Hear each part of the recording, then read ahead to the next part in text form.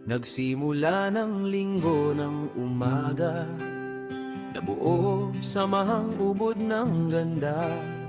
Layunin ay tumupad ng tungkulin, nakaluob ng ating Diyos Ama. Iba-iba ng edad at ugali, sa pananalita at mga gawin, pero ang isang di maitatanggi, silang lahat ay mayroon pusong wagi. Yan ang sabi, yan ang sabi.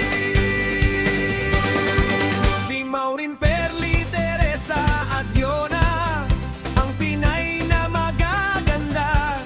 San banda? Bawat isa'y may pinagdadaanan, pero mga ngiti di nawawala. Di mawawala, di mawawala.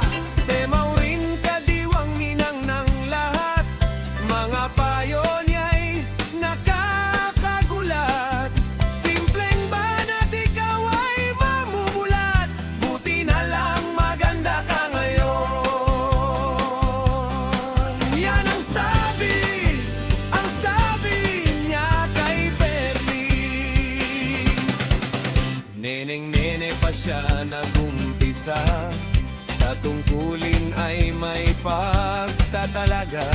Si Dian ang ngalan ng kanyang asawa, mga pinagdaan ay kakaiba. Kakaiba, kakaibang talaga.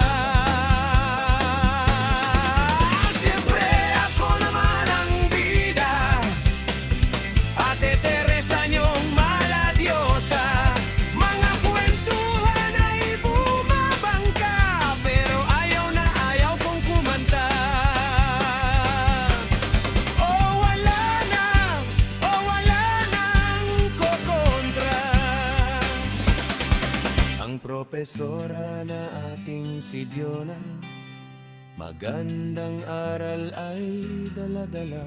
Tunay nga nakahanga-hanga siya, sa taglay niyang pusong maganda. Kahanga-hangahan